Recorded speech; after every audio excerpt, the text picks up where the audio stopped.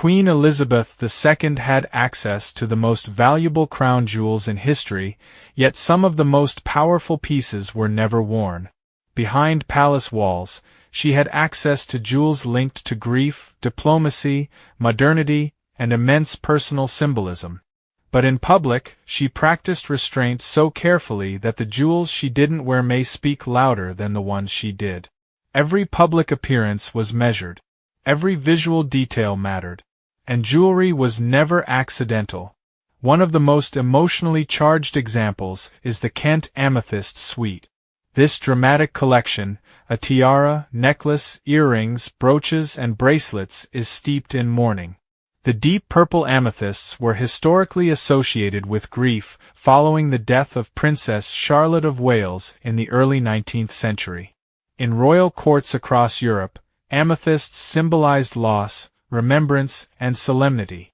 Elizabeth II wore the full suite only once. After that, it quietly disappeared from regular rotation. Instead, she chose to wear a single brooch on rare occasions, softening the message, reducing the emotional weight.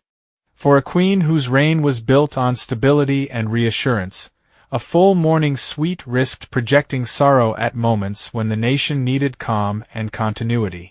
Princess Anne, with her no-nonsense image and emotional resilience, later became the royal most closely associated with the suite. And that transfer feels deliberate. Elizabeth wasn't rejecting the jewel. She was relocating its meaning. Then there was the Japanese diamond and pearl choker, a diplomatic gift from Japan in the 1970s. Cultured pearls, immaculate symmetry, exquisite craftsmanship. Diplomacy made wearable. And yet, it never became part of the Queen's signature look. Elizabeth II simply disliked chokers. She believed they shortened the neckline and disrupted the elongated, authoritative silhouette she had carefully refined over decades. Though she wore the piece when protocol required it, she refused to let it define her image. Years later, the choker reappeared on Catherine, Princess of Wales, modern, confident, and effortlessly poised. On Catherine, the piece tells a different story. That transition is revealing. Elizabeth preserved rather than personalized. She kept history intact so another woman could reinterpret it without erasing the past. Perhaps the clearest example of Elizabeth's restraint is the 5 aquamarine tiara.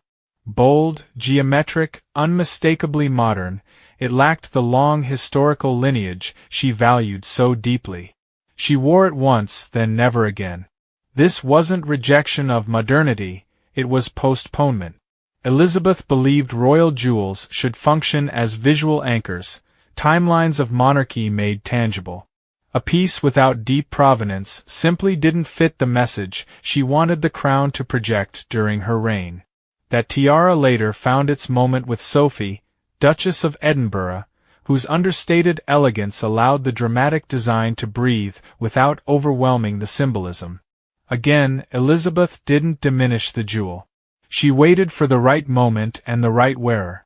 What ties all these decisions together is technique and preservation. These jewels were created using historic methods: hand-cut stones, silver-topped gold, closed-back settings to intensify color, and modular construction. Excessive wear risks damage, dilution, even loss.